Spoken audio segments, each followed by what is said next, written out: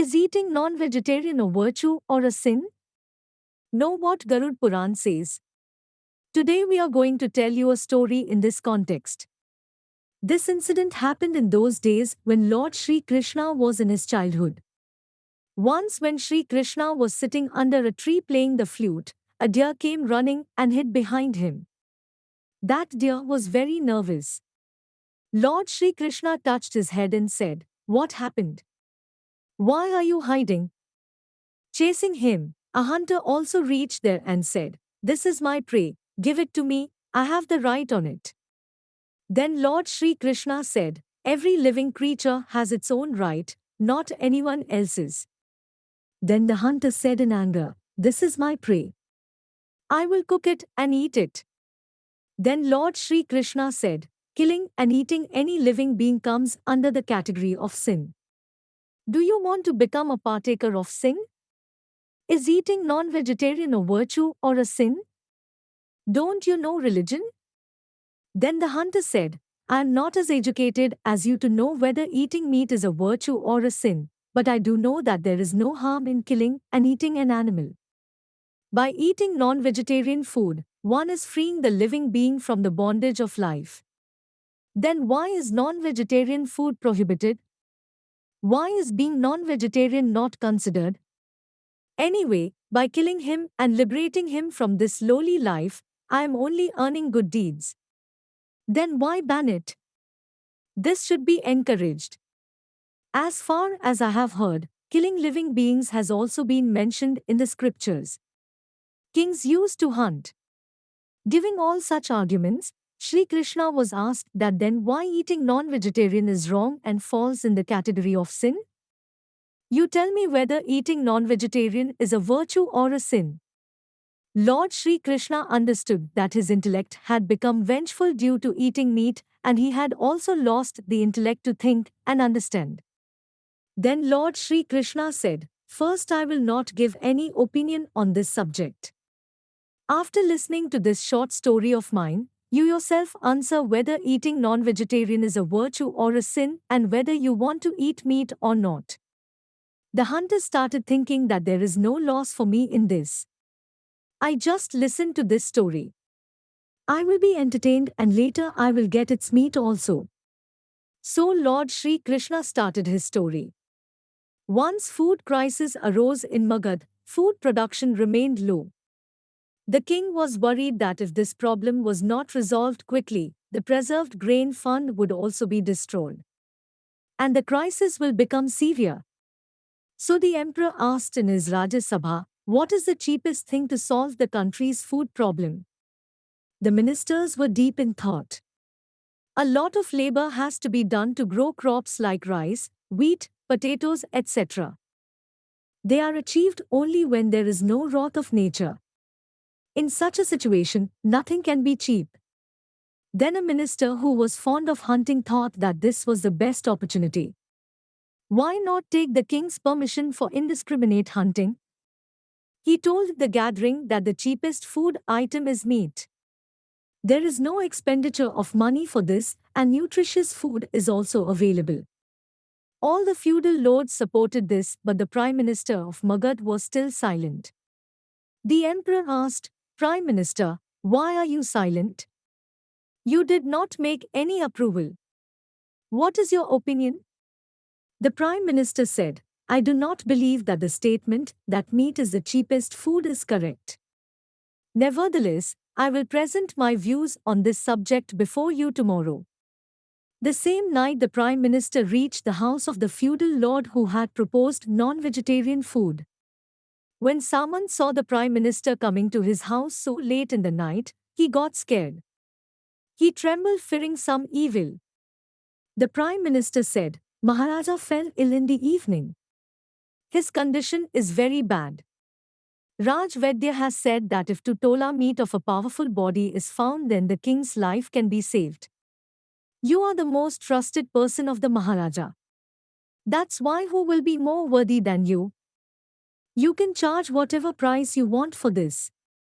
If you want, I can even give you 1 lakh gold coins for this work. You can also ask for a big estate. Just say your wish." I will cut your heart with a dagger and take out just 2 pounds of flesh. Hearing this, Samantha's face turned pale. He started thinking that when there will be no more life, then what will I do with lakhs of gold coins, and what will be the use of even a big estate? He immediately ran inside and brought 1 lakh gold coins from his safe. After giving coins, he caught hold of the Prime Minister's feet. And he said pleadingly, Shrimant, I add 1 lakh more of my own coins to your 1 lakh coins. With this money you can buy the heart of some other feudal lord, but let me go. No one else should know about this. I urge you. The Prime Minister had understood all this. He wanted to give her some more mental pain. The Prime Minister further said, Samant, you are physically strong. Your height and physique resemble that of Maharaj. That is why Raj Vidya has specifically taken your name. Your donation can save the life of our good king. If you ask, I am ready to give you the post of Prime Minister. And I myself will remain your employee. But our king should not be taken away from the people. Samant seemed to be trapped. He put on his body clothes and also wore his shoes. As soon as he was about to run away from there, he immediately lay down at the feet of the Prime Minister.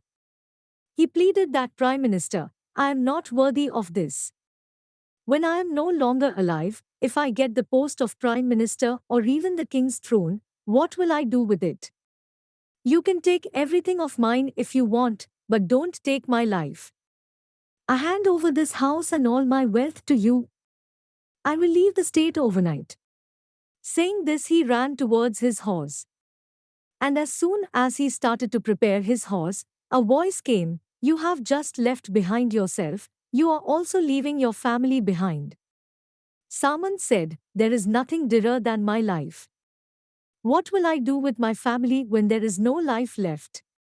If life continues, I will remain happy like this.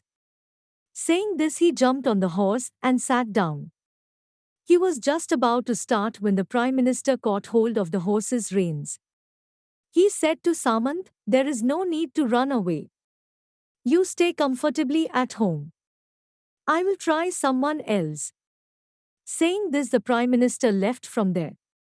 After the Prime Minister left, Samant felt some revival, but the restlessness remained. His sleep was disturbed. Taking the currencies, the Prime Minister reached the houses of all the feudal lords one by one and asked everyone for 2 tola of heart meat for the king, but no one agreed. Everyone gave 1 lakh and even 5 lakh rupees to the Prime Minister for his protection. In this way, the Prime Minister collected crores of gold coins in a single night. Then he reached his palace before morning. The very next day, all the feudal lords reached the royal court before time. Everyone wanted to know whether the king was healthy or not, but no one would reveal the secret to anyone. Everyone was looking for Raj Vidya. Only from them could they get some information. The Prime Minister had given orders to the soldiers that no feudal lord was allowed to leave the palace until the Maharaja came to the Raj Sabha. The king came to the meeting in his familiar pace and sat on his throne. All the feudal lords noticed that the king did not seem unwell from anywhere. Nothing had happened to them. The Prime Minister lied to him. This thought was running in the mind of every feudal lord. But no one was saying anything to anyone else. Then the Prime Minister placed 1 crore gold coins in front of the king. The king asked, Who are these gold coins for and where did they come from? The Prime Minister said, This much money has been collected for 2 tola meat, but the meat was not available.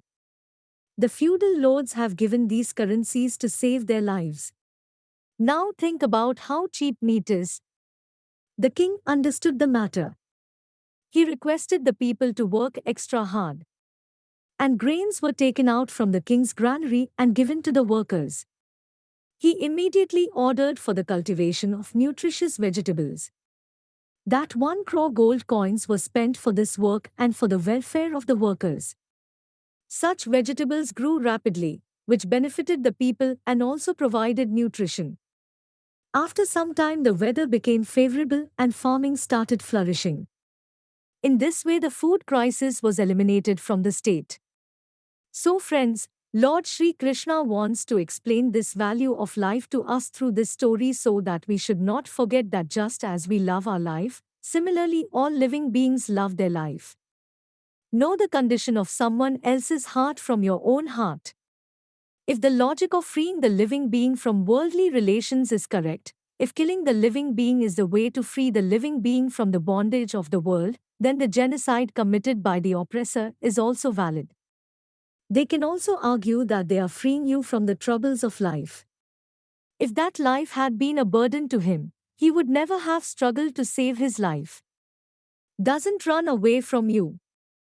The one who becomes helpless in front of you has to lose his life. The creatures you are killing and eating don't even get a chance to save their lives. Barbarism does not exist only where human blood flows. It is also called barbarity where any living being is killed for selfish reasons. At the end of the day, we try to do good deeds throughout our life to atone for the sins of our life, but we forget that when that living being was sacrificed for us and suffered for us, his curse does not leave us not only in this life, but till the next life. After receiving this knowledge from God, the hunter became perfect and attained knowledge. And he came to know that greatness lies not in taking life but in giving life. The hunter folded his hands before the Lord and went away and swore that he would never hurt anyone in his entire life. So, how did you like our story? Please comment and be happy.